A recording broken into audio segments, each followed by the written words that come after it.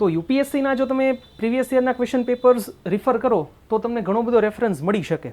અને ખાસ science and ટેકમાં જેમ વાત થઈ એમ કે કરંટ બેઝ વધારે હોય છે. ઇસરોનો આખા વર્લ્ડમાં બધી સ્પેસ એજન્સીઝમાં પોલાર સેટેલાઇટ્સમાં સૌથી હાઈએસ્ટ સક્સેસ રેટ છે. તો એ એક ઇસરોની અચીવમેન્ટ છે. જાહેરમાં થૂકવું નહીં અને જમવાનું થાળીમાં અધૂરું ન રાખવું, આ બે સૂચના માણસોને દેવી પડે તો આપણે શિક્ષિત નથી એવું સાબિત થાય.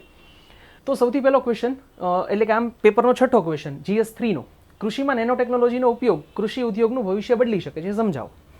આગળ જોઈએ તો સાતમો ક્વેશ્ચન જે છે, ભારતની સામાજિક આર્થિક જરૂરિયાતોને પહોંચી વળવા આર્ટિફિશિયલ ઇન્ટેલિજન્સનો ઉપયોગ કેવી રીતે કરી શકાય તેની ચર્ચા કરો.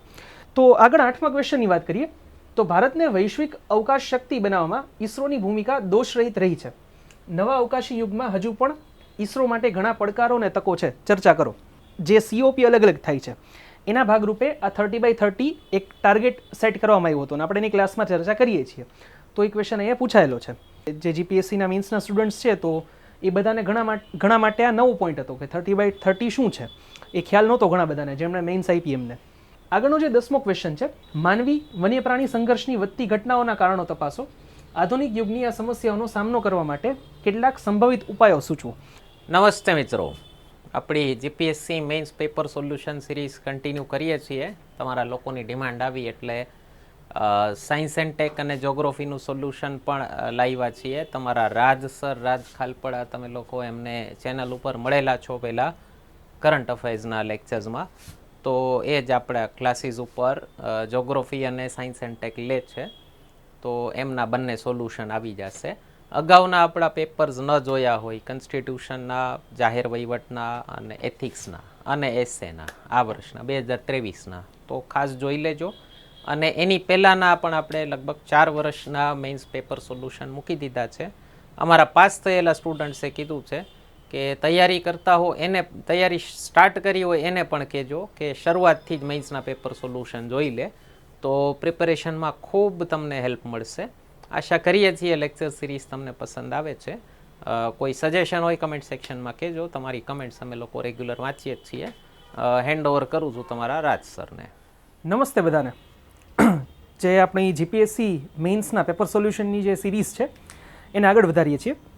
તો એમાં જે નવો વિષય છે, આપણે ઓલરેડી પબ્લિક એડમિનિસ્ટ્રેશન અને જે એથિક્સ છે, એસે છે, એ બધાના પેપર સોલ્યુશન્સ સરે ઓલરેડી મૂકી દીધા છે.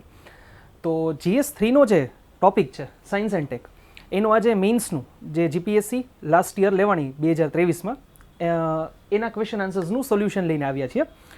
તો સાયન્સ એન્ડ ટેકની વાત કરીએ તો મેઇનલી છે ને ઓવરવ્યૂ તમને આપું, ટોટલ પેપર 3માં GS પેપર 3માં ક્વેશ્ચન નંબર 6 થી 10માં જે છે આ ક્વેશ્ચન્સ હતા. હવે એની વાત કરીએ તો મેઇનલી આપણે કહી શકીએ કે કહી શકાય ને કે ક્યાંક ને ક્યાંક કરંટની આજુબાજુના પોઈન્ટ હતા કે કરંટના મુદ્દાઓ સાથે તમે એને સાંકળી શકો. જો કરંટ તમારું પાવરફુલ હોય તો તમે આ મુદ્દાને ઘણી સારી રીતે કવર કરી શકો. અને જો તમે રેગ્યુલર કોઈ મેગેઝિન વાંચતા હોય અથવા તો ન્યૂઝપેપર વાંચતા હોય તો તમારે લગભગ આ એવા બધા પોઈન્ટ્સ હતા કે જેમાં તમારે કંઈ જાજુ સ્પેસિફિકલી એક્સ્ટ્રા વાંચવાનું રહેતું નથી. બીજી એક વાત કરું તો જેમ ઘણી વખત બનતું હોય છે એમ આ વખતે પણ હતું કે UPSCની જે 2023ની મેઇન્સ હતી એના 2 ક્વેશ્ચન એના જેવા આમાં હતા. એક જે આ છે સૌથી પહેલો છે છઠ્ઠો ક્વેશ્ચન, કૃષિમાં નેનો ટેકનોલોજીનો ઉપયોગ અને કૃષિ ઉદ્યોગનું ભવિષ્ય બદલી શકે છે, સમજાવો કે કઈ રીતે નેનો ટેકનોલોજી ઉપયોગમાં થઈ શકે. તો આમાં કૃષિવાળો ક્વેશ્ચન પૂછેલો હતો કે ટેકનોલોજી એટલે કે આ ડિજિટલ ટેકનોલોજી જે છે એ એગ્રીકલ્ચરમાં કઈ રીતે ઉપયોગી થઈ શકે. તો ટોપિક એક જ હતો એગ્રીકલ્ચર, પણ આમાં નેનો ટેકનોલોજી હતું ને પહેલામાં ટેકનોલોજી. સેમ AI વાળો ક્વેશ્ચન હતો જે આમાં બીજો ક્વેશ્ચન છે, અને AI વાળો ક્વેશ્ચન પણ UPSC સેમ પૂછેલો હતો. આમાં AIનું સોશિયો ઇકોનોમિક પર્સપેક્ટિવ પૂછ્યો હતો અને પહેલામાં જે છે UPSCમાં AIનું મેડિકલમાં અથવા તો કહી શકીએ કે ક્લિનિકલ ડાયગ્નોસિસમાં એનું શું યોગદાન હોઈ શકે એવો ક્વેશ્ચન હતો. તો UPSCના જો તમે પ્રીવિયસ યરના ક્વેશ્ચન પેપર્સ રિફર કરો તો તમને ઘણો બધો રેફરન્સ મળી શકે. અને ખાસ સાયન્સ એન્ડ ટેકમાં જેમ વાત થઈ એમ કે કરંટ બેઝ વધારે હોય છે. તો શરૂ કરીએ પેપર સોલ્યુશન. તો સૌથી પહેલો ક્વેશ્ચન એટલે કે આમ પેપરનો છઠ્ઠો ક્વેશ્ચન GS3નો, કૃષિમાં નેનો ટેકનોલોજીનો ઉપયોગ કૃષિ ઉદ્યોગનું ભવિષ્ય બદલી શકે છે, સમજાવો. હવે નેનો ટેકનોલોજી જે છે ને, હું મારી પર્સનલી વાત કરું તો જે 2012થી લઈને 15ના 10થના પાસ આઉટ છોકરાઓ હશે ને એને આ ટોપિક ખબર હશે. મને યાદ છે સિલેબસમાં સાયન્સની 10માની ચોપડીમાં પહેલું ચેપ્ટર હતું નેનો ટેકનોલોજી. ત્યારે તો ખબર નહોતી કે નેનો ટેકનોલોજી એટલે શું હોય, આવડ્યું શું હશે. તો ભણ્યા પછી ખબર પડી કે શું હોય છે નેનો સાયન્સ. તો જેને ખ્યાલ ન હોય એના માટે, જેનું સાયન્સ બેકગ્રાઉન્ડ નથી એમના માટે, કે નેનો ટેકનોલોજી એટલે કે એવી ટેકનોલોજી કે જે પાર્ટિકલ્સ એટલે કે કણ હોય એ 1 થી લઈને 100 નેનોમીટર સુધીના દાયરામાં જે કામ કરતા હોય ને એને કહેવાય નેનો ટેકનોલોજી. તો નેનો ટેકનોલોજીના યુઝ ક્યાં ક્યાં થઈ શકે? હેલ્થમાં થઈ શકે, સ્પેસમાં અને એગ્રીકલ્ચરમાં થઈ શકે. હવે આપણને કીધું છે કે એગ્રીકલ્ચરમાં શું ઉપયોગ થઈ શકે, તો આપણે સ્પેસિફિક પહેલાં આપણે આ કહેવાય ને કે ઇન્ટ્રોડક્શન માટે છે કે આના ઉપયોગ ક્યાં ક્યાં થઈ શકે. પછી આપણે જોવાનું છે સ્પેસિફિક કે જે એગ્રીકલ્ચરના પૂછ્યા છે. તેમાં વાત કરીએ તો nano pesticides, nano fertiliser, nano devices અને બારકોડ. આ બધા જે છે એના ઉપયોગ છે. નેનો બારકોડમાંથી ખબર પડે કે પાકમાં કંઈ કહી શકે કે રોગ લાગુ પડ્યો છે કે નહીં, કે એની હેલ્થમાં કે કઈ રીતે કંઈ પણ પ્રોબ્લેમ્સ છે કે શું છે. તો આ નેનો ડિવાઇસ અને નેનો બારકોડ, નેનો પેસ્ટિસાઇડ્સ અને ફર્ટિલાઇઝરને આગળ આપણે ડિસ્કસ કરીએ. સિલિકા માઇક્રો પાર્ટિકલ્સ જે છે, નેનો પાર્ટિકલ્સ, તો એ શું કરે કે shield plants from the high temperature and strong UV radiation. તો જે સિલિકા નેનો પ્લાન્ટ્સ છે, સિલિકા નેનો પાર્ટિકલ્સ છે, એને તમે જો છોડવા ઉપર તમે આપણે સ્પ્રે કરી દો ને તો શું થાય કે જે આ હાઈ ટેમ્પરેચર હોય એનાથી પાક બળી જાય તો એને બચાવી લે. એન્વાયરમેન્ટ ફ્રેન્ડલી છે કે પર્યાવરણને નુકસાન થતું અટકાવે. કઈ રીતે? તો આગળ આપણે જ્યારે નેનો પેસ્ટિસાઇડ્સમાં વાત કરશું ત્યારે આની વાત કરીએ કે કઈ રીતે એન્વાયરમેન્ટ ફ્રેન્ડલી છે. કે કૃષિમાં શું હોય કે તમે આ બધા પેસ્ટિસાઇડ્સને બધું આપણે યુઝ કરતા હોય તો શું હોય કે પાકને તો નુકસાન થતું જ હોય થોડું ઘણું, કે એમાં કેમિકલ્સ એડ થતા હોય. બીજું જે છે કે એ બધા જમીનમાં ભળતા હોય તો જમીનને પણ નુકસાન કરે, અને એ જ પછી જમીનમાં નીચે ઉતરે તો પાણી હોય જમીનમાં અંદર, તો જે આપણું ભૂગર્ભ જળ છે એને પણ કહી શકે કે દૂષિત કરતા હોય. તો નેનો પાર્ટિકલ્સ જે છે એક રીતે ઉપયોગી છે. ગવર્મેન્ટ ઇનિશિયેટિવ્સ જોઈએ કે ગવર્મેન્ટે ક્યાં ક્યાં ઇનિશિયેટિવ્સ લીધા છે. તો નેનો મિશન ગવર્મેન્ટે આખું શરૂ કરેલું છે, અને એમાં જે છે નેનો ટેકનોલોજીના રિસર્ચ સેન્ટર્સ ખોલ્યા છે કે નેનો ટેકનોલોજીને આપણે કઈ રીતે ઉપયોગમાં લઈ શકીએ કૃષિમાં. તો એમાં વાત કરીએ તો છે centre for nano science and engineering, IISc Bangalore. તો ખૂબ વિખ્યાત સંસ્થા છે કે ત્યાં ગવર્મેન્ટે આ સેન્ટર શરૂ કરેલું છે. બીજું છે ICAR, Indian council of agriculture research. તો એ જે સંસ્થા છે એ સ્પેસિફિકલી એગ્રીકલ્ચરમાં જ જે કાંઈ પણ આપણે કહી શકીએ કે નવી નવી ટેકનોલોજી છે કે કઈ રીતે અપગ્રેડ કરી અને પાકને વધુ સારું આપણે કહી શકીએ કે ઉત્પાદન લઈ શકીએ અને વધુ હેલ્ધી ક્રોપ્સ લઈ શકીએ, તો એના માટે જ આખું સંશોધન કરે છે. તો ICAR સંસ્થાનું પણ આમાં યોગદાન છે. સૌથી ખાસ પોઈન્ટ કે જે કરંટ સાથે કનેક્ટ હતો જેના કારણે આ ક્વેશ્ચનમાં આપણે એને રિલેટ કરી શકીએ છે નેનો યુરિયા. નેનો યુરિયા વિશે જે લોકો કરંટ વાંચતા હોય એ બધાને ખ્યાલ જ હશે કે આપણે ડેવલપ કરેલું છે. જે યુરિયા ટ્રેડિશનલ જે ફર્ટિલાઇઝર છે સફેદ કલરનું હોય કે જેને ઉપયોગમાં લેવામાં આવે ખેતીમાં, તો એનું નેનો યુરિયા બનાવેલું છે. અને જે નાઇટ્રોજન માટે છે કે જે પાકને નાઇટ્રોજન પૂરો પાડે છે જમીનને. હવે એ જે છે નેનો યુરિયા, એ જે કન્વેન્શનલ યુરિયા છે કે જે પારંપરિક યુરિયા છે એના કરતાં 50% વધારે એફિશિયન્ટ છે અને કોસ્ટ ઇફેક્ટિવ છે. હવે શું થાય, નાના નેનો પાર્ટિકલ્સ છે, નાના કણ હોય, કણ જે છે એ ખૂબ સૂક્ષ્મ હોય, આપણે વાત થઈ એમ કે 1 થી 100 નેનોમીટર વચ્ચે. તો એનાથી શું થાય કે એ જોઈએ ઓછું કોન્સન્ટ્રેટેડ ફોર્મમાં, અને જેટલું જોઈએ એટલું આપણે ઉપયોગમાં લઈ શકીએ. એનું કારણ એ છે કે યુરિયાનો વધારે પડતો ઉપયોગ જમીન માટે નુકસાનકારક છે. હવે એને આપણે જે કન્વેન્શનલ યુરિયા છે એને કઈ રીતે યુઝ થાય, તો એને સીધું આપણે જ્યાં પણ પાક ઉગાડેલા હોય ત્યાં સ્પ્રે કરવાનું હોય. એનાથી શું થાય, જમીનમાં પડે. નેનો યુરિયા સીધું જે એના છોડ છે એના પાન ઉપર જ સ્પ્રે કરવાનું થાય. તો એના કારણે જે છે એ જમીનમાં ભળતું અટકે, અને એના કારણે જે ભૂમિનું પ્રદૂષણ છે એ અટકે, અને એ જ અલ્ટિમેટલી જે ભૂગર્ભ જળ છે એનું પ્રદૂષણ પણ એનાથી અટકે. તો એક બેગ જે છે નેનો યુરિયા, એક બેગ યુરિયાની જે છે એના બરાબર છે 500 mlની બોટલ. તો એટલી નાની બોટલ એક બેગ જેટલું કામ આપે છે. અને કન્વેન્શનલ યુરિયા જે છે એ 35 થી 40% ઇફેક્ટિવ હોય છે, જ્યારે આ 85 થી 90% ઇફેક્ટિવ છે. અને આના અલગ અલગ ટ્રાયલ થયા હતા અલગ અલગ 94 પાક ઉપર, અને આખા ભારતમાં બધી જગ્યાએ. કે એવું ન હોય કે એક જગ્યાએ સક્સેસફુલ ગયું તો બધી જગ્યાએ ચાલશે. તો અલગ અલગ બધી જગ્યાએ એના ટ્રાયલ્સ લેવામાં આવ્યા. કન્વેન્શનલ યુરિયા આપણે જેમ વાત થઈ એમ કે એ ગ્રાઉન્ડ વોટર જે છે ભૂમિગત જળ એના માટે નુકસાનકારક છે. એના માટે આપણે નેનો યુરિયા એના વિકલ્પ તરીકે, તો આ નેનો ટેકનોલોજીનો કૃષિમાં ઉપયોગ થયો. અને સરકારે 40,000 કરોડનું લગભગ રોકાણ કર્યું છે આખા પ્રોજેક્ટ માટે, નેનો યુરિયાના પ્લાન્ટ્સ બનાવવા માટે, to reach the increase of food demands.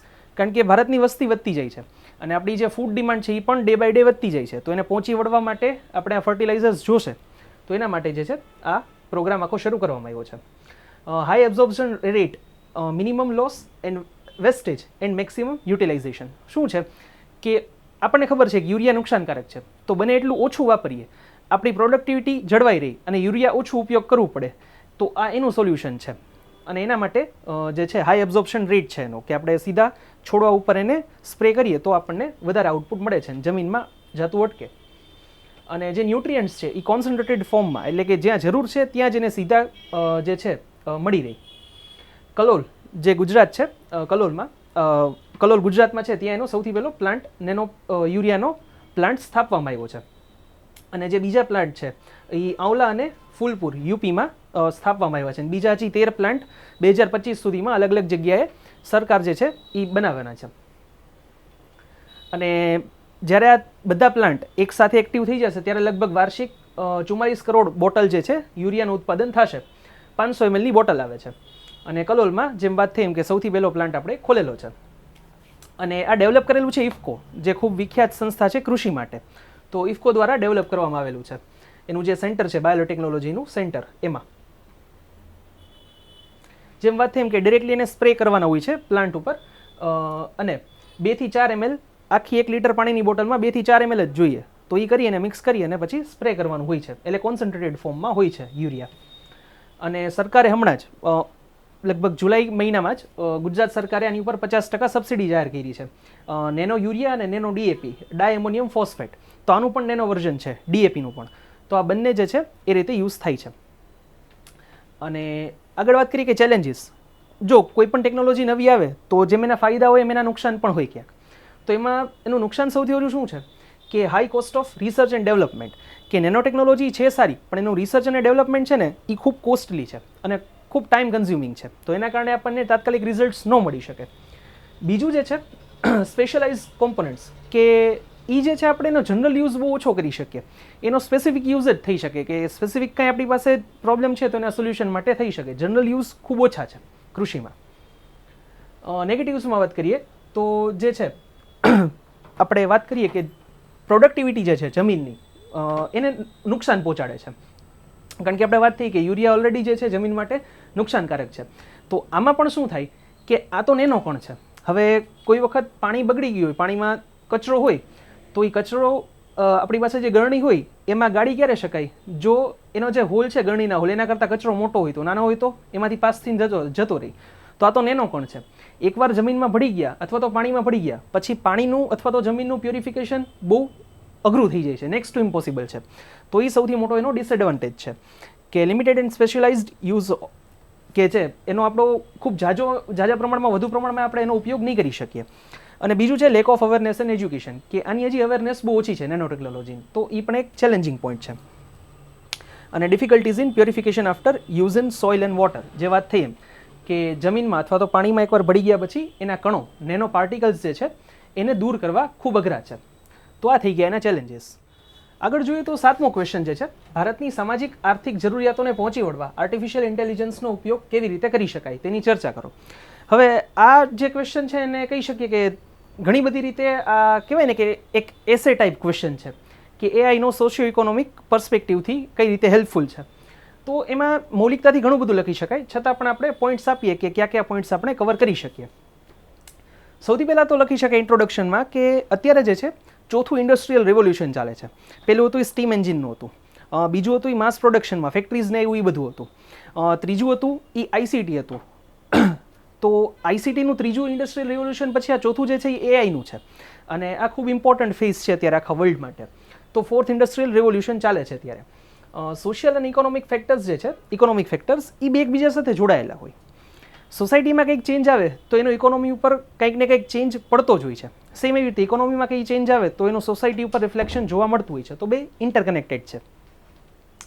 આગળ વાત કરીએ તો અત્યારે જે આપણને એઆઈ જોવા મળે છે એ છે આર્ટિફિશિયલ સ્પેસિફિક ઇન્ટેલિજન્સ, કે અત્યારે આપણી પાસે કંઈ પણ એક ટાસ્ક આપેલો છે એને પૂરો કરવા માટે આર્ટિફિશિયલ સ્પેસિફિક ઇન્ટેલિજન્સ છે, કે એ એક સ્પેસિફિક વસ્તુ માટે કામ કરે છે.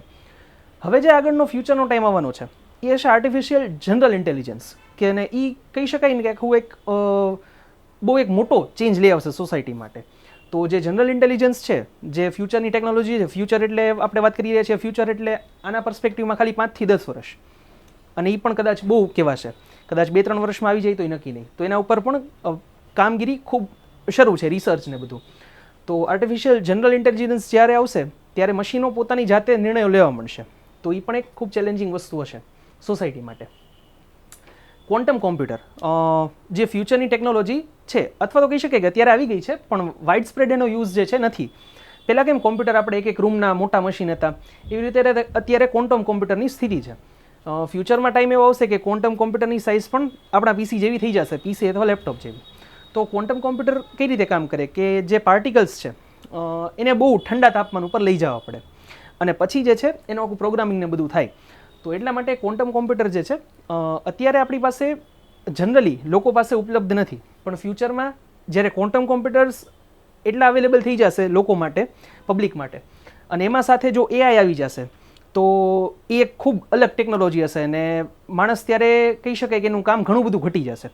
તો એના સોસાયટી ઉપર ચેન્જ જોવા મળશે, આપણે કહી શકીએ કે એમ્પ્લોયમેન્ટમાં, અને એના કારણે જ ઇકોનોમિક ચેન્જીસ પણ જોવા મળશે. તો ક્વોન્ટમ કોમ્પ્યુટરમાં પણ એઆઈનો યુઝ થશે. ગવર્નન્સમાં પણ એઆઈનો યુઝ થઈ શકે. ગવર્નન્સમાં આપણી જે કંઈ પણ કહી શકીએ કે યોજનાઓ છે તો એ પૂરી પાડવામાં, લોકોને પહોંચાડવામાં પણ લાસ્ટ માઇલ ડિલિવરી, જેની વાત સરે જે પબ્લિક એડમિનિસ્ટ્રેશનવાળું જે છે એમાં પણ એક ક્વેશ્ચન હતો, એમાં પણ સરે વાત કરી રહી હતી કે લાસ્ટ માઇલ ડિલિવરી, કે છેવાડાના વ્યક્તિ સુધી જે પણ સરકારની યોજના છે એનો લાભ પહોંચ્યો છે કે નહીં એ જાણવા માટે પણ એઆઈનો ઉપયોગ થઈ શકે ગવર્નન્સમાં અને last mile delivery. Weather report અને ફાયર સેફ્ટી. ફાયર સેફ્ટીમાં મેં વચ્ચે જ્યારે આપણે રાજકોટમાં દુર્ઘટના ઘટી ત્યારે એક વિડીયો આવ્યો હતો, સાચો ખોટો ખ્યાલ નથી કઈ રીતે. એક બહુ મોટો મોલ હતો, તો ઉપર જે છે ને એક આખું રાખેલું હતું પાણીનો પંપ. હવે એક જગ્યાએ ટેસ્ટિંગ માટે આગ લગાડી, તો એ શું કરે, ડિટેક્ટ કરે કે ગેસને કે કઈ રીતે આવે છે, અથવા તો કહી શકાય કે અગ્નિને, અને તરત ત્યાં એને જોઈ અને સીધો સ્પ્રે કરવાનું શરૂ કરી દે. જે ફાયર અલાર્મની સિસ્ટમ આપણી બધી જગ્યાએ પણ હોય છે, પણ આમાં એનો એઆઈનો યુઝ કર્યો હતો. જે રેગ્યુલર ફાયર અલાર્મની સિસ્ટમ પણ આવી કંઈક રીતે જ કામ કરતી હોય છે, પણ જો એમાં એઆઈ યુઝ કરી શકીએ તો આપણે ફાયર બ્રિગેડને એ આવે અને એ કામ શરૂ કરી પહેલાં ઘણું બધું આપણે કામ એની જાતે થઈ ગયું હોય તો ત્યાં યુઝ થઈ શકે. બીજું છે વેધર રિપોર્ટમાં, જે એક્યુરેટ વેધર રિપોર્ટ છે એમાં પણ એઆઈનો ખૂબ મોટો યુઝ થઈ શકે, જે સેટેલાઇટ ટેકનોલોજી છે એમાં પણ એની સાથે. ડેટા પ્રોસેસિંગ અને એનાલિસિસ ખૂબ મોટો એક આખો કહી શકે કે આખો વર્ગ છે કે જે ડેટા પ્રોસેસિંગ અને એનાલિસિસમાં અત્યારે કામ કરે છે, કે જેને મેન્યુઅલી ઘણું બધું કરવું પડે છે. જો એ ડેટા પ્રોસેસિંગ અને એનાલિસિસ પણ એઆઈ થ્રુ થવા મળશે, ઘણું બધું થાય છે અત્યારે, પણ જો એમાં પણ આનો ઉપયોગ વધશે તો એના કારણે પણ આપણને ઘણા બધા ચેન્જીસ જોવા મળશે. ફોટો એડિટિંગ, જે પહેલાં કહેવાય ને એક બહુ લાંબી પ્રોસેસ હતી, અત્યારે તો મોબાઈલમાં એની જાતે થઈ જાય છે. તમે ફોટો પાડો ને સીધો એઆઈનો ઓપ્શન હોય, જાતે એડિટ થઈ અને વ્યવસ્થિત ફોટો તમારી સામે આવી જાય. જે તેના લેટેસ્ટ 1.5 લાખના ફોન હોય છે તો એમાં આ અત્યારે ફીચર અવેલેબલ થઈ ગયું છે. તો ફોટો એડિટિંગ જે છે એ કામ ધીમે ધીમે ઓટોમેટિક થવા માંડ્યું છે. ગ્રાફિક ડિઝાઇનિંગ અને મેડિસિનમાં, એટલે ગ્રાફિક ડિઝાઇનિંગ આપણી સાથે ફોટો એડિટિંગની એ બધા સાથે જોડાયેલો ટોપિક છે, તો એમાં પણ એનો ખૂબ મોટો ઉપયોગ થશે. મેડિસિનમાં પણ જે છે એઆઈ ઘણી બધી રીતે ઉપયોગી છે. જે વાત થઈ એમ કે યુપીએસસી ક્વેશ્ચન આનો જ પૂછ્યો હતો કે ક્લિનિકલ ડાયગ્નોસિસમાં એઆઈનો ઉપયોગ કઈ રીતે થાય છે, 2023માં ક્વેશ્ચન હતો ને એની સાથે જ આ વાળો ક્વેશ્ચન જોડાયેલો છે. તો અને એમાં અને સર્જરીમાં, તો એમાં અત્યારે ઓલરેડી ઉપયોગ શરૂ થઈ ગયો છે મેડિસિન અને સર્જરીમાં. તમે આ જોઈ શકો છો અહીંયા ન્યૂઝમાં કે એઆઈ ટૂલ જે છે એ ડિટેક્ટ કરશે જે બ્રેસ્ટ કેન્સર થાય છે તો એને 13% વધારે સારી રીતે એને કહી શકીએ કે એને ડિટેક્ટ કરી શકે છે. તો એઆઈ ટૂલનો ઉપયોગ ખૂબ વાઇડ સ્પ્રેડ થઈ ગયો છે સર્જરી અને મેડિસિનમાં. તમે જોઈ શકો છો આ જે ગાંઠ છે એ અહીંયા દેખાતી નથી, તો 4 વર્ષ પહેલાં કેવડી મોટી થઈ શકશે ને એ પ્રેડિક્ટ કરી લીધું ને એને ખબર પડી ગઈ ઓકે અહીંયા જે છે ગાંઠ છે, તો એનો પણ ખૂબ સારો ઉપયોગ સર્જરીમાં અને મેડિસિનમાં થઈ શકે છે એઆઈનો. બાકીના જે યુઝ છે એ અહીંયા લખેલા છે. વેરેબલ્સ કે જે આપણે પહેરીએ છીએ બધા, સ્માર્ટ વોચ ને બધું ચાલે છે, નેક બેન્ડ ને બધું એમાં. પછી ઇમેજિંગમાં, લેબ્સમાં એટલે કે ટેસ્ટિંગમાં, લેબોરેટરીઝમાં. પછી છે મોનિટરિંગમાં, તો એઆઈ સર્વિલન્સ આપણને ખ્યાલ જ છે કે હવે ઘણી બધી જગ્યાએ થવા માંડ્યું છે. રિયલ વર્લ્ડ ડેટા, કે જે real time data, real world data જે છે એમાં પણ એઆઈનો ઉપયોગ થાય છે. વર્ચ્યુઅલ હેલ્થ આસિસ્ટન્ટ્સ, આપણને ખ્યાલ છે કે ઘણી બધી જે કંપનીઝ છે એના જે વેરેબલ્સ આવે છે એમાં કહી શકીએ કે હેલ્થ આસિસ્ટન્સ હવે એક બહુ કહેવાય ને કે કોમન ફીચર થઈ ગયું છે, તો એમાં પણ એઆઈનો ખૂબ મોટો ઉપયોગ થાય છે. પછી જે પર્સનલાઇઝ્ડ એપ, કે તમારે એઆઈ બેઝડ કેવા એપ્સ બનાવવા છે એ તમે પર્સનલાઇઝ પણ કરાવી શકો. અને રોબોટિક્સ અને એઆઈ પણ ખૂબ બેનું કોમ્બિનેશન ખૂબ મોટા ચેન્જીસ લઈ આવી શકે. તો આટલા પણ એના અલગ અલગ યુઝીસ છે. હવે જે વસ્તુના જેમ વાત થઈ એમ કે ફાયદા હોય એનું કંઈક નુકસાન પણ સાથે આવતું જ હોય છે. તો એના માટે શું હશે કે લોકોએ નવી સ્કિલ્સ શીખવી પડશે. હવે આપણે ઘણી વખત સાંભળતા હોય ને, ઘણી અંશે સાચું પણ છે કે એઆઈ આવશે તો લોકોની નોકરી જતી રહેશે. હા, નોકરી ઘટશે પણ સામે બીજી નોકરી વધશે. એઆઈને ડેવલપ કરવા માટે એના માટે પણ માણસો જોશે ને. એક ટાઈમ એવો આવ્યો તો એક્ઝામ્પલ લઈ શકીએ કે કોમ્પ્યુટર આવ્યા તો ત્યારે એમ થતું કે એકાઉન્ટન્ટ જે છે હવે એ બધા નવરા થઈ જશે. એવું નથી, લોકોને ઉલટાનો ફાયદો થયો છે કોમ્પ્યુટરનો. એકાઉન્ટન્ટની જોબ જ જતી રહે એવું નથી ને. આપણે જોઈએ છીએ એકાઉન્ટન્ટ હજી કામ કરે જ છે, પણ પહેલાં એ મેન્યુઅલી કરતા ને હવે કોમ્પ્યુટર એની હેલ્પ કરે છે. તો કંઈક એના જેવી વાત છે કે લોકોએ સ્કિલ શીખવી પડશે. ત્યારે કોમ્પ્યુટર નહોતા આવડતા એટલે લોકોને એમ થતું કે નોકરી જતી રહેશે ને બધું. થોડો ઘણો ફેરફાર જેમ વાત થઈ એમ કે થશે જ 100% જોબમાં, એમ્પ્લોયમેન્ટમાં. પણ એની સાથે લોકો નવી સ્કિલ એડેપ્ટ કરી લેશે તો એની સાથે એનો ઘણો ઉપયોગ પણ થઈ શકશે. તો ચેલેન્જીસમાં સૌથી પહેલું અનએમ્પ્લોયમેન્ટ લખી શકાય કે જે જોવા મળશે. સૌથી મોટો કન્સર્ન જે છે એઆઈથી છે પ્રાઇવેસી ઇશ્યુઝ. જે આપણે ડીપ ફેક ટેકનોલોજી આપણે અત્યારે ઘણા બધા કેસીસ સાંભળ્યા છેલ્લા થોડા ઘણા ટાઈમમાં. તો એ પણ એક ખૂબ આપણા માટે સૌથી મોટો ચેલેન્જિંગ પોઈન્ટ છે. કારણ કે પ્રાઇવેસી અત્યારના સમયમાં સૌથી ઇમ્પોર્ટન્ટ છે, જે સામાન્ય લોકો એનાથી અવેર નથી હોતા. સાયકોલોજીકલ કન્સર્ન્સ, જ્યારે કોઈ સાથે ફ્રોડ કે એવું કંઈક થાય છે ત્યારે એની માનસિક પણ ઘણી અસર થતી હોય છે ઇન્ડિવિજ્યુઅલ ઉપર, વિક્ટિમ ઉપર. તો એ પણ એક સાયકોલોજીકલ કન્સર્ન્સ પણ છે. અને સેમ કે નવી કંઈ ટેકનોલોજી આવે ને લોકો જોબનો ટૂંકમાં અનએમ્પ્લોયડ થઈ જાય તો શું થાય, એના પણ સાયકોલોજીકલ કન્સર્ન્સ આખા ફેમિલી ઉપર છે. અત્યારના પ્રોબ્લેમ સાયકોલોજીકલ વધારે થઈ ગયા છે. તો એ પણ એક એંગલ છે.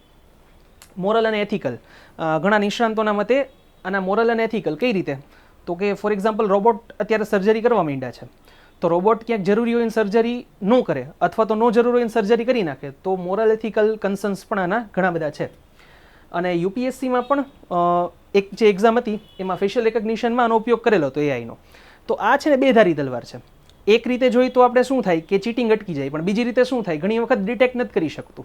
તો ટેકનોલોજીની એક્યુરેસી નથી, એના કારણે જે છે આપણને કહી શકાય કે આ બે ધારી તલવાર છે. ક્યાંક ફાયદો પણ કરાવી દે અને ક્યાંક નુકસાન પણ કરી શકે.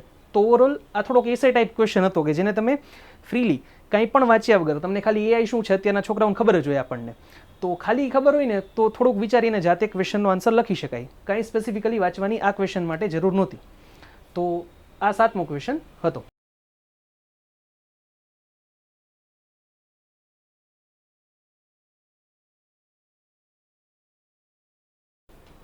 તો આગળ 8મા ક્વેશ્ચનની વાત કરીએ તો ભારતને વૈશ્વિક અવકાશ શક્તિ બનાવવામાં ઇસરોની ભૂમિકા દોષરહિત રહી છે. નવા અવકાશી યુગમાં હજુ પણ ઇસરો માટે ઘણા પડકારો અને તકો છે, ચર્ચા કરો. તો ઇસરોનો ક્વેશ્ચન પૂછેલો છે કે ઇસરોની ભૂમિકા કેવી રહી છે, એટલે કે પાસ્ટમાં ઇસરોનું કામ કેવું રહ્યું છે, એના મિશન ને બધું, અને ફ્યુચરના ચેલેન્જીસ અને ઓપોર્ચ્યુનિટીઝ શું શું છે. તો બહુ સારો ક્વેશ્ચન છે અને ઇસરોની થોડી ઘણી પણ માહિતી હોય તો આ ક્વેશ્ચન આરામથી તમે અટેમ્પ્ટ કરી શકો. તો શરૂઆત કરીએ કે ઇસરોની સ્થાપના ને બધું કઈ રીતે થયું. તો ઇન્કોસ્પાર કરીને પહેલાં સંસ્થા હતી કે જેનું નામ ઇસરો 15 ઓગસ્ટ 1969ના રોજ આપ્યું, કે જેને ચેન્જ કરીને ઇસરો કરી નાખ્યું, ઇન્ડિયન સ્પેસ રિસર્ચ ઓર્ગેનાઇઝેશન. તો ત્યાંથી ભૂમિકાની શરૂઆત કરી શકાય. અચીવમેન્ટ્સ, અત્યાર સુધીની અચીવમેન્ટ્સ શું શું રહી છે. તો ચંદ્રયાન 1, 2, 3 ત્રણેય એના જે મેઇન પોઈન્ટ્સ હતા શું હતા. ચંદ્રયાન 1એ પાણીની શોધ કરી કે ચંદ્ર ઉપર પાણી છે એ સૌથી પહેલાં ડિટેક્ટ કર્યું. તો 2 આપણું સક્સેસફુલ નહોતું ગયું. 3 જે છે એ સક્સેસફુલી સૌથી પહેલું મિશન પહોંચ્યું સાઉથ પોલ ઉપર. તો એની અચીવમેન્ટ્સ લખી શકો. મંગળયાન ખૂબ મોટી અચીવમેન્ટ, કારણ કે પહેલી વખતમાં મંગળનું ઓર્બિટર યાન સફળતાથી મોકલી શકનારો ભારત પહેલો દેશ બન્યો, અને એ પણ એટલું ઓછી કિંમતમાં. તો એની અચીવમેન્ટ હતી.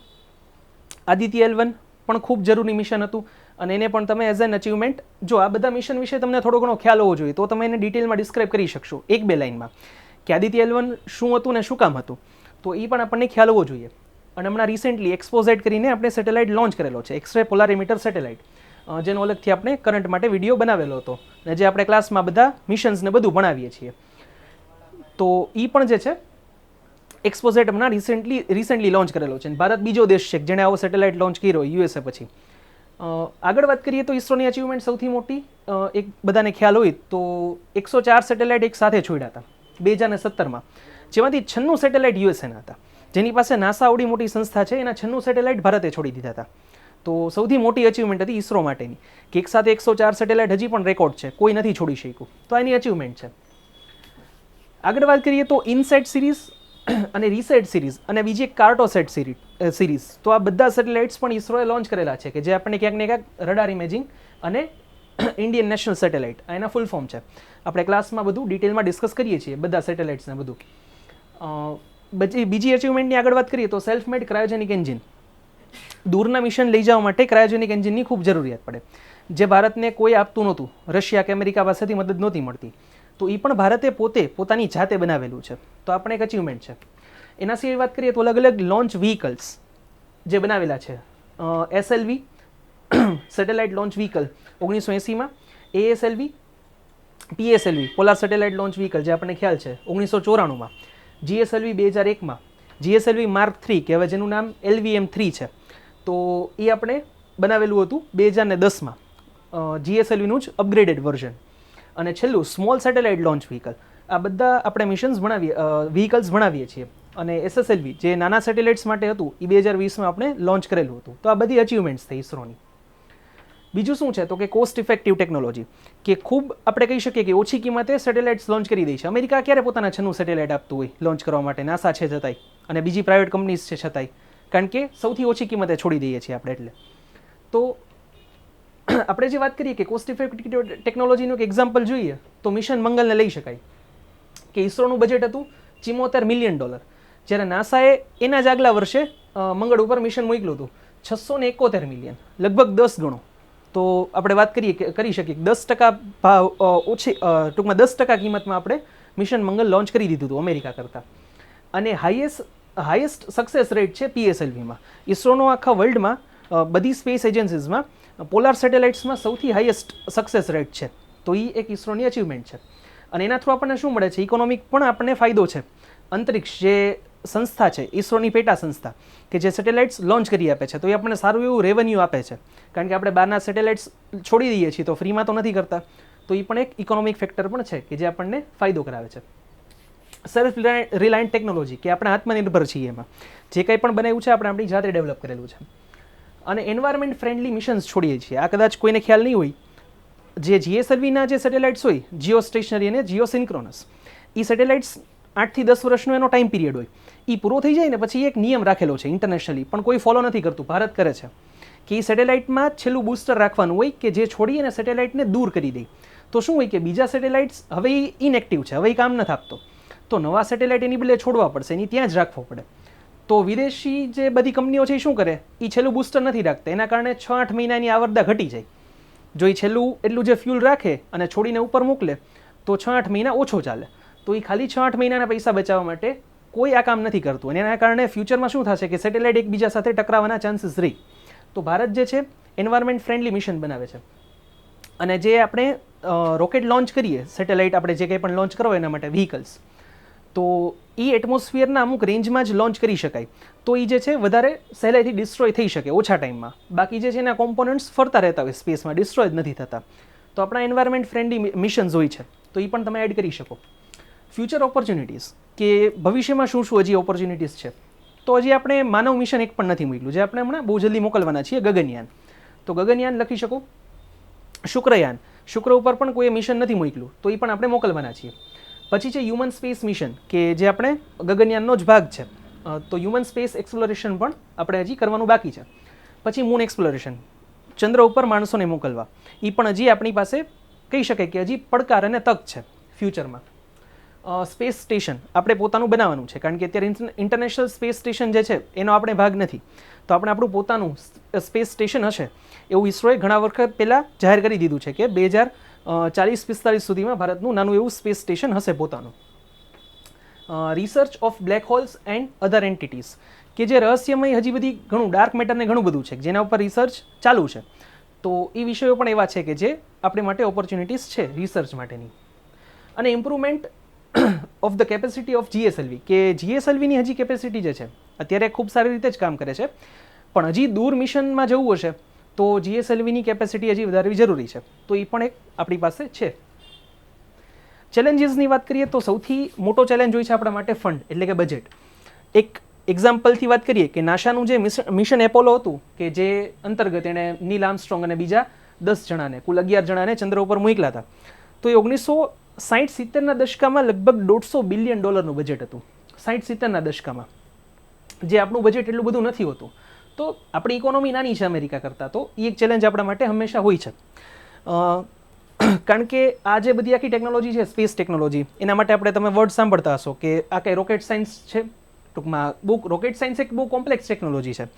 તો કોમ્પ્લેક્સિટી જે છે આ ટેકનોલોજીની, એ પણ એક સૌથી મોટો ચેલેન્જ છે કે રિસર્ચ થતાં વાર લાગે, એના આઉટપુટ મળતા વાર લાગે. તો ટેકનોલોજીકલ એડવાન્સમેન્ટ્સ જે છે એ કરવાના આપણે હજી ઘણા બાકી છે, જે આપણે જરૂરી છે. Competition with other space agencies, કે જે અલગ અલગ બીજી સ્પેસ એજન્સીસ છે, હવે તો પ્રાઇવેટ સેક્ટર પણ આવી ગયું છે યુએસએમાં, અને આપણે પણ, તો એની સાથે કોમ્પિટિશન પણ કરવાની છે. વાત કરીએ કે બજેટ, તો 2020માં ઇસરોનું બજેટ હતું લગભગ $1.9 બિલિયન, જ્યારે નાસાનું હતું $23 બિલિયન. તો તમે વિચાર કરી શકો કે એટલો મોટો ડિફરન્સ છે. એના કારણે હજી નાસા જેટલા દૂરના અને એટલા મોંઘા મિશન આપણે નથી મોકલી શક્યા. ફોર એક્ઝામ્પલ, નાસાના અલગ અલગ મિશન્સ હતા કે જે ખૂબ મોંઘા હતા. તો એમાં જે બે ખાસ તો telescope, James web space telescope અને હબલ સ્પેસ, અને પાર્કર સોલાર પ્રોબ, આપણે આદિત્ય L1 મોકલ્યું, એ પૃથ્વીથી ઘણું નજીક છે. જ્યારે પાર્કર સોલાર પ્રોબ જે છે એ સૂર્યની સપાટી સુધી, સૂર્યની અંદર સુધી પહોંચી ગયું છે. તો એ મિશન ખૂબ મોંઘું હતું. અને વોયેજર સિરીઝના 2 મિશન, વોયેજર પાયોનિયર, તો આ બધા ખૂબ મોંઘા મિશન હતા, જે ભારત અફોર્ડ ત્યારે નહોતું કરી શકે, એમ ફ્યુચરમાં કરી શકશે. તો એ આપણી પાસે કહી શકીએ કે એ ચેલેન્જીસ છે બજેટના કારણે. તો આ તો ઇસરોના અલગ અલગ પોઈન્ટ્સ કે જેમાં આપણે કહી શકીએ કે એની અચીવમેન્ટ શું રહી અને ફ્યુચરમાં ઓપોર્ચ્યુનિટીઝ કઈ કઈ છે. તો આશા કરીએ છીએ તમને પસંદ આવે છે લેક્ચર સિરીઝ. કોઈ ક્વેશ્ચન હોય કમેન્ટ સેક્શનમાં પૂછી લેજો. ચેનલ સબસ્ક્રાઇબ ન કરી હોય તો કરી લેજો. મિત્રો સાથે શેર કરવાનું ભૂલતા નહીં. અને આપણી બંધારણ લેક્ચર સિરીઝ આવી ગઈ છે, ન જોઈ હોય તો જોઈ લેજો. વૈદિક મેથ્સની લેક્ચર સિરીઝ મારા ફાધરની યુટ્યુબ ઉપર પડી છે, એ પણ જોઈ લેજો.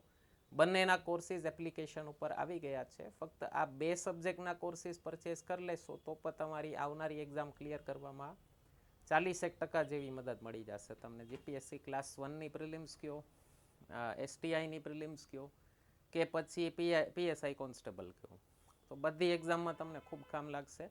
તો ન કર્યા હોય તો કોર્સીસ પરચેસ કરી લેજો, ખૂબ ફાયદો થશે તમને. કન્ટિન્યુ કરીએ છીએ આજના લેક્ચરથી. પેપરનો 9મો ક્વેશ્ચન છે, 30x30 ઇનિશિયેટિવ શું છે અને જૈવ વિવિધતા સંરક્ષણ અને આબોહવા પરિવર્તન શમન માટે તેની અસરો શું છે? આ લક્ષ્યાંક હાંસલ કરવા માટે ભારત માટેના પડકારો અને તકોની ચર્ચા કરો.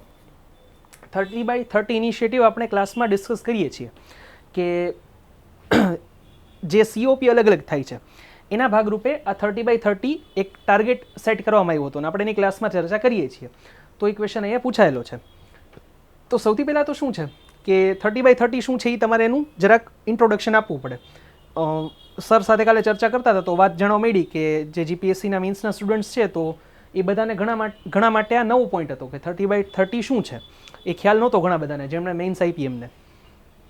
તો જે 30x30 છે એ ડિક્લેરેશન છે. શેના માટે? તો conservation of 30% of earth's land and ocean are protected areas by 2030. એટલે કે 2030 સુધીમાં પૃથ્વીનો સમુદ્રી અને જમીન વિસ્તાર બેયના 30% વિસ્તાર જે છે એને સંવર્ધિત કરવાનો, કન્ઝર્વેશન એટલે કે એને બચાવવા માટેનો ઇનિશિયેટિવ છે.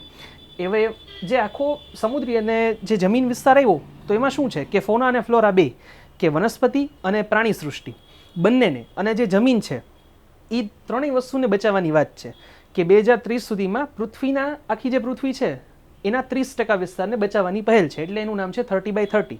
તો ઇન્ટ્રોડક્શનમાં લખી શકો. Terrestrial, inland water end of coastal area and marine areas must be conserve. તો આ બધા જે છે એ જમીન અને ત્યાં રહેતા પશુ પક્ષી અને વનસ્પતિ એને બચાવવાની પહેલ છે. હવે જે આ પહેલ હતી એનો નાનો એવો ભાગ 2010માં નાગોયાની જે COP થઈ હતી એમાં લેવામાં આવ્યો હતો. આ એક ડિસિઝન લેવામાં આવ્યું હતું. તો એ કહેવાય છે HE બાયોડાયવર્સિટી ટાર્ગેટ્સ, જેના ક્વેશ્ચન્સ UPSC અને GPSC બેની પ્રિલિમ્સમાં પૂછાયેલા છે. એ પણ આપણે ક્લાસમાં ડિસ્કસ કરીએ છીએ. તો HE બાયોડાયવર્સિટી ટાર્ગેટ્સ જે છે ને એ 2010માં લેવાના હતા આ નાગોયા સમિટમાં, COPમાં. તો એ શું હતા? એમાં ટોટલ 20 ટાર્ગેટ હતા. કે એમાં એવું હતું કે આ 20 ટાર્ગેટને આપણે 2020 સુધીમાં પૂરા કરવા છે. એમાંનો એક ટાર્ગેટ હતો કે 17% જે સંવર્ધન કરવાનું છે એ 2020 સુધીમાં કરવાનું છે. અહીંયા શું છે? 2030 સુધીમાં 30%. 2010માં ટાર્ગેટ એવો લીધો હતો કે 17% સંવર્ધન કરવાનું છે 20 સુધીમાં. હવે 20નું વર્ષ તો જતું રહ્યું, 17% સંવર્ધન થયું નથી, કે જે એ ટાર્ગેટ હતો એચી બાયોડાયવર્સિટી ટાર્ગેટ એ અચીવ નથી થયો. તો નવો ટાર્ગેટ લીધો છે કે હવે 2030 સુધીમાં, હજી 6 વર્ષ છે, તો 30% આપણે જે છે બચાવવાનું છે. તો જોઈએ કે ફૂલફિલ થઈ શકે કે નહીં, કારણ કે જે આ ટાર્ગેટ હતો એચઈનો ટાર્ગેટ એ પૂરો નથી થયો. ગ્લોબલ એવરેજ જોઈ શકો છો 15.2% છે, જે 17% હોવી જોઈએ એકચ્યુઅલમાં, તો એ ફૂલફિલ નથી થઈ શક્યો.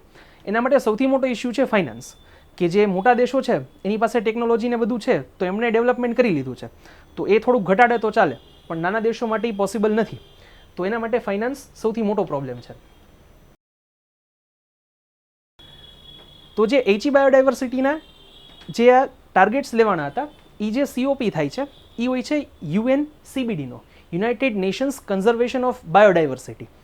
તો એના 3 અલગ અલગ કહી શકીએ કે લક્ષ્યાંક છે. શું છે? તો કન્ઝર્વેશન ઓફ બાયોલોજિકલ ડાયવર્સિટી, કે જે જૈવ વિવિધતા છે એનું સંરક્ષણ કરવું.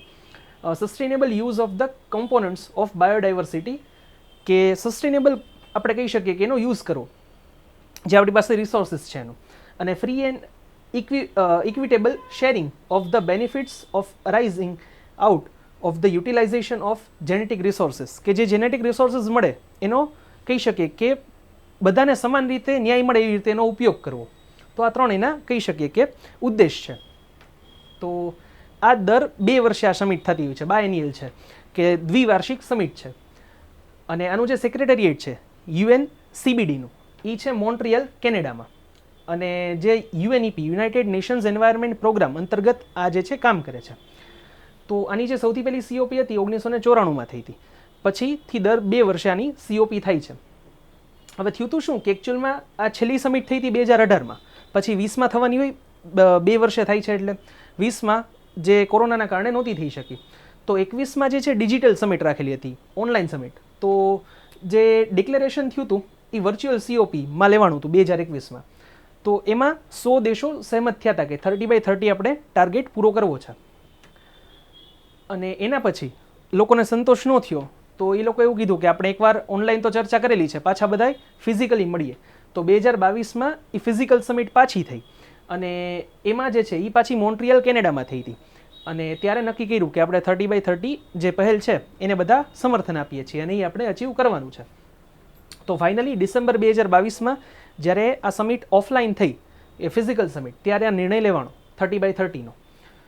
તો અત્યારે શું છે, હિસ્ટોરિકલી ક્રુશિયલ ટાઈમ છે આખા વિશ્વ માટે, કે બાયોડાયવર્સિટી ખૂબ ઝડપથી નાશ પામી રહી છે.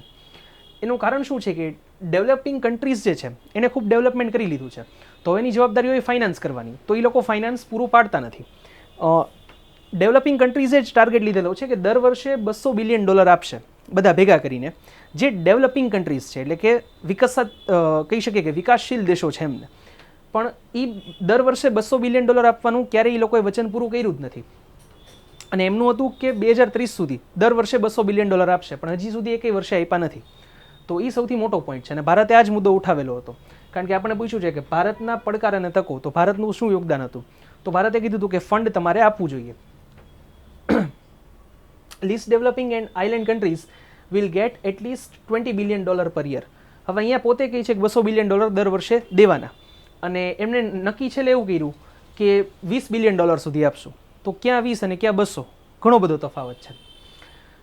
Subsidies worth of $500 billion R given in all over the world. હવે શું છે કે કૃષિ માટે અને અલગ અલગ વસ્તુ માટે આખા વિશ્વમાં જેમ ભારત MSP આપે છે, એવી રીતે લગભગ આખા વર્લ્ડમાં ટોટલ સબસિડી જોઈએ ને તો લગભગ $500 બિલિયન સબસિડી મળે છે. તો આ બધા કન્ટ્રીઝે ટૂંકમાં જે આ મિટિંગ થઈ હતી એમાં એવું નક્કી થયું કે જે લોકો આ સબસિડી ઓછી કરશે ને એમને અમે ફાઇનાન્શિયલ હેલ્પ વધારે કરશું. તો એવી રીતે પણ એક ટાર્ગેટ નક્કી કરેલો છે. should get decreased and then will be given more finance. તો એમણે શું કીધું કે આ $500 બિલિયન આખા વિશ્વમાં જે સબસિડી અપાય છે એ જે દેશની સરકાર ધીમે ધીમે ઓછી કરશે એને અમે ફાઇનાન્સ જે છે વધુ ઝડપથી કરશું. Common but differentiated responsibilities should be there. હવે આ સૌથી મોટો પોઈન્ટ છે જે ભારતે ઉઠાવેલો છે કે કોમન બધાની સામૂહિક જવાબદારી છે, પણ ડિફરન્શિએટેડ છે. બધાએ કામ સાથે મળીને, ટાર્ગેટ એક જ છે બધાનો, પણ જેની કેપેસિટી વધારે હશે એ વધારે કામ કરશે. હવે આપણે કંઈક માલ સામાન ફેરવવાનો છે તો જે માણસ વધારે કામ કરી શકે, બધાનો ટાર્ગેટ એ જ છે, 10 જણા ભેગા મળીને કામ કરવાનું છે, પણ જે ફિઝિકલી ફિટ છે તો એણે એકની બદલે 2 ગુણ ઉચકીને મૂકવી જોઈએ ને. તમે એમ કહો કે ના બધાએ 2 ગુણ ઉચકીને મૂકવાની, તો જે બિચારો દુબળો પાતળો હોય તો એને તમે 2 ગુણ મૂકાવો તો એનો કંઈ મતલબ નથી. તો કોમન બટ ડિફરન્શિએટેડ, જેની પાસે જેવી શક્તિ એને એટલું વધારે કામ કરવાનું. તો આ મુદ્દો જે COP28 હતી એમાં પણ આ મુદ્દો ચર્ચાયેલો હતો, કે જે UNFCCC વાળી જે સમિટ થાય છે એમાં પણ આ મુદ્દો હોય છે, કોમન બટ ડિફરન્શિએટેડ રિસ્પોન્સિબિલિટીઝ. તો આ એક સૌથી ઇમ્પોર્ટન્ટ પોઈન્ટ છે. હવે આ 30/30 જે છે એ ટાર્ગેટ સેટ કરેલો છે, તો એમાં ટોટલ બીજા 23 ટાર્ગેટ લીધા છે. ટાર્ગેટ જ એવા હેવી લીધા છે કે પૂરા કરવા બહુ અઘરા છે, અને એમાંથી આ 3જા નંબરનો ટાર્ગેટ છે કે 30/30 2030 સુધીમાં 30% કન્ઝર્વેશન કરવું. તો આ 3જા નંબરનો ટાર્ગેટ છે, અને એના ઉપર એની સાથે ગ્લોબલ કહી શકીએ કે જે ફૂડ વેસ્ટ થાય છે એના ઉપર પણ ડિસ્કશન થયું. આપણે ખોરાક ખૂબ આસાનીથી બગાડી દેતા હોઈએ છીએ, આપણને કદર નથી હોતી કે આની પાછળ કેટલી મહેનત રહેલી છે. તો ફૂડ વેસ્ટ પણ ન કરવું જોઈએ, એટલી સમજણ તો હોવી જોઈએ. જાહેરમાં થૂકવું નહીં અને જમવાનું થાળીમાં અધૂરું ન રાખવું, આ 2 સૂચના માણસોને દેવી પડે તો આપણે શિક્ષિત નથી એવું સાબિત થાય. Objection by some African countries, African કન્ટ્રીઝે આનો કહી શકે કે વિરોધ કર્યો છે. શું કામ? કારણ કે એમણે કીધું કે ડેવલપમેન્ટ ઓછું કરો. તો એ કે અમે ડેવલપમેન્ટ નહીં કરીએ તો અમે કેમ આગળ વધશું? તમે ડેવલપમેન્ટ કરી લીધું તો તમે જો ફંડ આપો તો અમે ડેવલપમેન્ટ ઓછું કરી શકીએ. તો એ લોકોએ એટલે વિરોધ નોંધાવેલો છે. Importance of biodiversity and food chain. થાય શું કે જો બાયોડાયવર્સિટીમાં કંઈ પણ ફેરફાર આવ્યો તો ફૂડ ચેઇન આખી બગડશે, અને ફૂડ ચેઇન જો બગડીને તો એના ઘણા બધા કહી શકીએ કે વિનાશક પરિણામો આપણે ભોગવવા પડશે. એક્સટિંક્શન રેટ જે છે, જે પ્રજાતિઓ વિલુપ્ત થતી જાય છે એ અત્યારે સૌથી વધારે છે. એના કારણે જ આ 30/30 ઇનિશિયેટિવ લેવાનો છે. તો એ પણ અત્યારે હ્યુમન હિસ્ટ્રીમાં સૌથી પીક ઉપર છે. તો ભારતનો રોલ શું હોઈ શકે અને ભારત માટે શું ચેલેન્જીસ છે અને કહી શકીએ કે શું કરી શકાય એવું છે. તો આમાં તમે છે ને જાજુ સમિટમાં ભારતનું યોગદાન એટલું બધું છે નહીં, એટલે ભારતે જે 2-3 પોઈન્ટ્સ ઉઠાવેલા છે જે આપણે ચર્ચા કરી એ તમે લખી શકો. એ સિવાય શું લખી શકો? તો ભારતે ક્યાંક ક્યાંક કાયદાઓ બનાવેલા છે પર્યાવરણ સુરક્ષા માટે અથવા તો વન સંરક્ષણ માટે, એ લખી શકો. તો ફેક્ટ્સ અબાઉટ પ્રોટેક્ટેડ સાઇટ્સ, કે ભારતમાં કયા કયા કાયદાઓ છે. બીજું આપણે શું શું બનાવેલું છે? તો સેન્ચ્યુરીઝ બનાવેલી છે, એટલે કે સંવર્ધિત વિસ્તાર, national park, conventional reserve, biosphere reserve, community reserve, Ramsar sites. તો આ બધા એવી વસ્તુ છે કે જે આપણે ઓલરેડી પર્યાવરણ બચાવવા માટે બનાવેલી છે. તો એને તમે મેન્શન કરી શકો કે ભારતે કયા કયા પગલાં ઓલરેડી લીધા છે. અને lose in India four forest conservation, કે વન સંરક્ષણ અને કહી શકાય કે પ્રાણી જીવન માટે આપણે કયા કયા કાયદાઓ બનાવેલા છે, તો એ આપણે લખી શકીએ. એમાં ચેલેન્જીસ ભારત માટે પણ એક જ છે, બજેટ. કે જો ડેવલપમેન્ટ ઓછું કરી નાખશું તો અત્યારની જે જરૂરિયાત છે આખી સોસાયટીની અને આખા દેશની, એને કઈ રીતે ફૂલફિલ કરવી.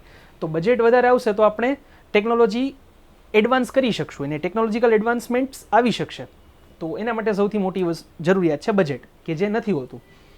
ટુક stand to create a dedicated fund for the develop countries, કે ભારતે જે પહેલ કરી હતી કે ફંડ એક તો ડેડિકેટેડ આના માટે હોવું જોઈએ, અને એમાં બધા જે વિકસિત દેશો છે એમણે પોતાનું યોગદાન આપવું જોઈએ. તો આ ભારતનો પોઈન્ટ હતો એમાં. તો આ હતું 30/30 ઇનિશિયેટિવ, અને એમાં શું શું ચર્ચાઓ થઈ. આગળનો જે 10મો ક્વેશ્ચન છે એ પણ આની સાથે જોડાયેલો છે. તો છેલ્લા 2 ક્વેશ્ચન કહી શકો કે એન્વાયરમેન્ટ સાથે જોડાયેલા છે, એન્વાયરમેન્ટ એન્ડ ઇકોલોજી સાથે. સાયન્સ એન્ડ ટેકના પ્રોપર નથી. માનવી વન્ય પ્રાણી સંઘર્ષની વધતી ઘટનાઓના કારણો તપાસો. આધુનિક યુગની આ સમસ્યાઓનો સામનો કરવા માટે કેટલાક સંભવિત ઉપાયો સૂચવો. અહીંયા તમને ચોખ્ખું કીધું છે કે ઉપાયો સૂચવો, તો તમારે થોડાક ઉપાયો સૂચવવાના, પણ કહી શકાય કે લોજિકલ હોવા જોઈએ અને પ્રેક્ટિકલી પોસિબલ હોવા જોઈએ, અને ફેક્ચ્યુઅલ થોડુંક દેવું પડે તો ઉપાય પોસિબલ થાય. તો સૌથી પહેલાં વાત કરીએ તો માણસ અને વન્ય પ્રાણીનો સંઘર્ષ જે છે એ વર્ષોથી ચાલ્યો આવે છે, એવું નથી આજકાલ થયો છે.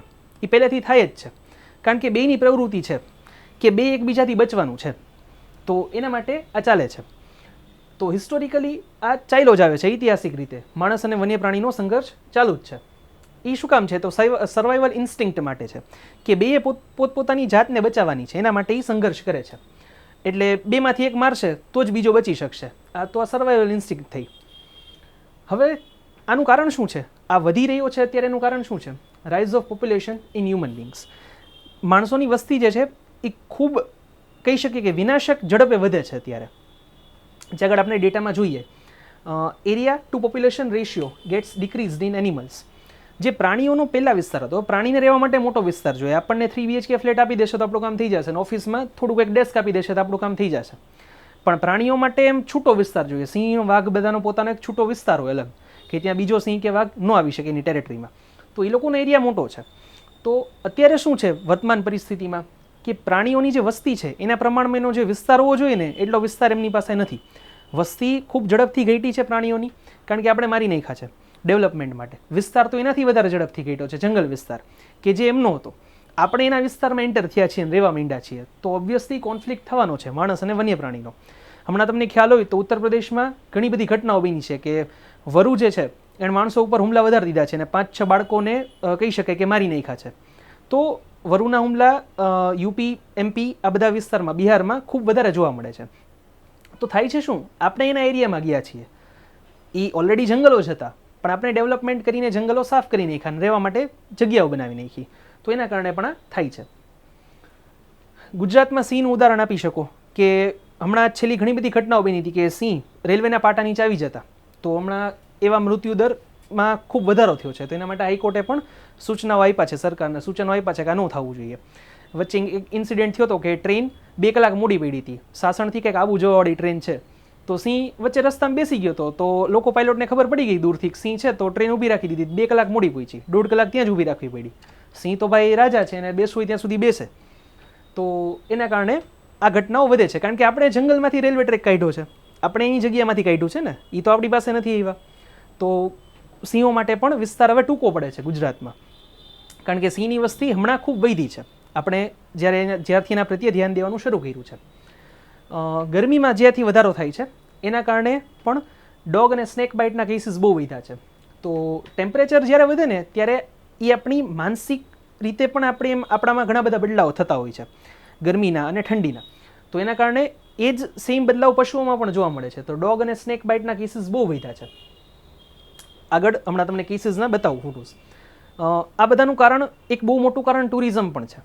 હવે કેવું લાગે કે આપણે ફ્લેટમાં હોય અને સિંહ ને વાઘ ને બધા આપણને ઘરે જોવા આવે, તો આપણે જેલમાં પૂર્યા હોય ટ્રાન્સપરન્ટ અથવા તો કાચ જેવું રાખ્યું હોય, તો આપણે એને જોવા જઈએ તો આપણે એની ટેરેટરીમાં જઈએ છીએ. એના કારણે અલ્ટિમેટલી આ કોન્ફ્લિક્ટ વધે છે. ઇનહ્યુમેન એક્ટિવિટીઝ, એક્ઝામ્પલ ઓફ કેરેલા, કે માણસની અમાનવીય પ્રવૃત્તિના કારણે પણ આ વધ્યું છે. કેરેલામાં કોરોના પહેલાં એક કેસ ભારતમાં બહુ ગાયજો હતો કે એક કોઈ વ્યક્તિએ કંઈક કારણોસર હાથણી જે હતી એને કંઈક ફટાકડાવાળું ફ્રૂટ ખવડાવી દીધું અને ફટાકડો બ્લાસ્ટ થયો અને હાથણીનું મૃત્યુ થયું ને હાથીનું નાનકડું એવું બચ્યું હાથણીનું. એ વાળો ફોટો બહુ વાયરલ થયો હતો. તો માણસની અમાનવીય વૃત્તિ પણ આની પાછળ બહુ મોટા અંશે જવાબદાર છે. બીજું, બ્લાઇન્ડ ડેવલપમેન્ટ. એમેઝોનનું જે રેઇન ફોરેસ્ટ છે, એમેઝોનના વર્ષા જંગલો, એ દરરોજ હેક્ટરના હિસાબે કપાય છે. તો એ આપણે કરીએ છીએ ને આપણા ડેવલપમેન્ટ માટે, એના કારણે આ કોન્ફ્લિક્ટ જે છે એ વધ્યા છે. અને બીજા જે જંગલો છે એમાં કહી શકીએ કે ફોરેસ્ટ ફાયરના કારણે, દાવાનળના કારણે પણ આ થાય છે. ઓસ્ટ્રેલિયાની ઘટના 2019ની યાદ કરો તો લગભગ 50 કરોડ પ્રાણીઓ, નાના મોટા પક્ષીઓ ને બધા મરી ગયા હતા. તો 50 કરોડ કેવડો મોટો આંકડો થયો. તો એ આપણા કારણે થાય છે. હિસ્ટોરિકલ પોપ્યુલેશન જુઓ તો માણસોની વૈધી છે ને પ્રાણીઓની ઘટી છે. તો એના કારણે પણ જે છે આ જોવા મળે છે કે માણસો હવે હાવી થઈ ગયા છે. માણસની જે પ્રજાતિ છે એ બીજા બધા પ્રાણી કરતાં વધારે હાવી થઈ ગઈ છે. એક એક્ઝામ્પલ વાત કરીએ તો 1910ના દશકામાં જે અનડિવાઇડેડ, જે અખંડ ભારત હતું, જેમાં ભારત, પાકિસ્તાન, અત્યારનું પાકિસ્તાન, બાંગ્લાદેશ, તો આ બધા વિસ્તારો હતા, નેપાળને એ બધા વિસ્તારો, આખું જે બ્રિટિશ ભારત કહી શકીએ. તો એમાં વાઘની વસ્તી 1 લાખની હતી અને માણસોની વસ્તી 25 કરોડની હતી. અત્યારે આંકડો જો, વાઘની વસ્તી લગભગ 3000ની છે અને ખાલી ભારતની વસ્તી ગણો અત્યારના ભારતની તો 140 કરોડ, અવિભાજિત ભારતની ગણો તો લગભગ 200 કરોડ જેવી પહોંચે. તો આટલી બધી વસ્તી છે, તો એના કારણે માણસોની વસ્તી વધી છે, પ્રાણીઓની વસ્તી ઘટી છે. એક પોપ્યુલેશનનો હિસ્ટોરિકલ ડેટા ખૂબ સારો મળી ગયો, તો એના ઉપરથી તમને ખ્યાલ આવશે. પોપ્યુલેશન બિલિયનમાં આપેલી છે કે 100 કહી શકીએ કે 100 કરોડ અથવા તો 1 અબજની વસ્તી પહોંચવામાં 204 વર્ષ લાગ્યા. 1 થી 2 કરોડમાં 123 વર્ષ, 1 થી 2 અબજ સુધી પહોંચવામાં. 2 થી 3માં 33 વર્ષ, 27 થી લઈને 1960માં. 3 થી 4 15 જ વર્ષમાં, વિચાર કરી શકો, 15 વર્ષમાં 100 કરોડ લોકો વધી ગયા, 1 અબજની વસ્તી વધી ગઈ. પછી 4 થી 5 તો એમાં 12 વર્ષ, 5 થી 6માં 11, 6 થી 7માં પાછા 12 અને 7 થી 8માં પાછા કહી શકીએ કે 12 વર્ષ. તો દર 12 વર્ષે આપણે કહી શકીએ કે 100 કરોડ લોકો વધી જઈએ છીએ, માણસોની સંખ્યા આટલી ઝડપથી વધે છે. હવે થાય શું, જેટલી માણસોની સંખ્યા હશે એટલા રિસોર્સિસ જોશે, રહેવા માટે જમીન જોશે, ખાવા પીવા માટે જોશે, તો એનું પૃથ્વી ઉપર બર્ડન લાગે છે. તો એ આપણે કોના હિસ્સાનું લઈએ છીએ? પ્રાણીઓના હિસ્સાનું, જમીન અથવા તો ખોરાક. હવે આ તો વસ્તીનો વધારો થયો. હવે અત્યારે વસ્તી જો 400 કરોડ હોત તો પૃથ્વીનો બર્ડન ઓછું થાત રિસોર્સિસ ઉપર. હવે ખાલી વસ્તી નથી વધી, આપણી લાઈફસ્ટાઈલ એ પાછી ચેન્જ થઈ છે. તો એના કારણે પણ આપણે રિસોર્સિસ ખૂબ વધારે વાપરીએ છીએ, જેટલા વાપરવા જોઈએ એના કરતાં. તો એ એક પણ સૌથી મોટો ચેલેન્જિંગ પોઈન્ટ છે. હવે સોલ્યુશન શું હોઈ શકે? આ બધા આપણે પ્રોબ્લેમ અત્યાર સુધી આઈડેન્ટિફાઈ કર્યા કે આટલા કારણો છે જેના કારણે આ પ્રોબ્લેમ થયા છે. તો સોલ્યુશન શું હોઈ શકે પોસિબલ? સસ્ટેનેબલ ડેવલપમેન્ટ, આ એક જ સોલ્યુશન છે. અને આના માટે છે ને લોકોને જાગૃત કરવા પડશે કે તમે જાગૃત થાવ, આટલી હદ બહારનું ડેવલપમેન્ટ પોસિબલ નથી અને ન હોવું જોઈએ. જે આપણું કન્ઝપ્શન છે જે એ મિનિમલ હોવું જોઈએ, ન્યૂનતમ. જેટલી જરૂરિયાત છે એટલું જ વાપરો, એટલું જ ખરીદો. પણ અત્યારે આખો કન્ઝ્યુમરિઝમના કારણે પોઈન્ટ ઓફ વ્યૂ ચેન્જ થઈ ગયો છે કે તમારે લ્યો, જેટલી તમારામાં તાકાત હોય ને એટલું લ્યો, ન લેવાતું હોય તો લોન લઈને લ્યો, પણ તમે નવી વસ્તુ ખરીદી કરો, કારણ કે તો જ જે છે બેંકના લોનનું ને સ્ટોક માર્કેટનું આખું જે ચક્ર છે એ ચાલશે. તો કન્ઝપ્શન જે છે એ આપણે ઘટાડવું પડશે. લોકોએ જે કહી શકાય કે જેટલી જરૂરિયાત છે એટલી જ વસ્તુ વાપરવી જોઈએ, તો આ વસ્તુ અટકશે. બીજું છે ડોમિનો ઇફેક્ટ ઓફ કન્ઝપ્શન. હવે કન્ઝપ્શન જ્યારે પણ કંઈ થતું હોય ત્યારે એની ડોમિનો ઇફેક્ટ એટલે એકના કારણે બીજું, બીજાના કારણે ત્રીજું, પાસાઓ રાખ્યા હોય તમે પાડતા જાઓ તો છેલ્લે મોટો પાસો એ પણ એક જ પાસાના કારણે પડી જાય. તો ડોમિનો ઇફેક્ટ આની બહુ મોટી જોવા મળે કે એક સાથે લોકો કન્ઝપ્શન કરવાનું વધારે શરૂ કરે તો એના કારણે એક તો શું થાય, રિસોર્સિસ વધારે જોઈ. તો રિસોર્સિસ વધારે જોઈ તો શું થાય? ફેક્ટરીઝ વધારે ખુલશે તો પોલ્યુશન પણ વધારે થશે. તો એના કારણે કહેવાય ને કે આના એક આખું ચેઇન રિએક્શન જોવા મળે. તો એ પણ એક ખૂબ મોટું નુકસાનકારક હોય છે. તો છેલ્લે અલ્ટિમેટલી એના સોલ્યુશન 3 જ છે કહી શકીએ કે ન્યૂનતમ કન્ઝપ્શન એટલે કે ઓછામાં ઓછું આપણો વપરાશ કરીએ સસ્ટેનેબલ ડેવલપમેન્ટ માટે. અને એ ઓછામાં ઓછો વપરાશ થયા માટે શું સૌથી મોટું ફેક્ટરી છે? સોશિયલ અવેરનેસ, સામાજિક જાગૃતિ જ સૌથી મોટું સોલ્યુશન છે. એના સિવાય આ પ્રોબ્લેમનું બહુ મોટું સોલ્યુશન નથી. એ એક હશે ને તો ઘણે ખરે અંશે આમાં આપણે સફળ થઈ શકશું. તો આટલા જે હતા પોઈન્ટ્સ હતા એના સોલ્યુશન હતા કે જેનાથી આપણે આને ઘટાડી શકીએ છીએ. તો સાયન્સ એન્ડ ટેકનોલોજીના મુખ્યત્વે કહી શકીએ કે પહેલા 3 ક્વેશ્ચન સાયન્સના હતા અને બીજા 2 એન્વાયરમેન્ટ એન્ડ ઇકોલોજીના હતા. તો એનું આપણે સોલ્યુશન આમાં કરેલું છે. વિડીયો કેવો લાગ્યો એ કોમેન્ટ સેક્શનમાં જાણ કરજો. જો કોઈ સજેશન કે કંઈ હોય તો પણ કોમેન્ટ સેક્શનમાં જાણ કરી શકશો. વિડીયોને લાઇક કરવાનું ભૂલતા નહીં, શેર અને સબસ્ક્રાઇબ કરવાનું પણ ભૂલતા નહીં. ધન્યવાદ.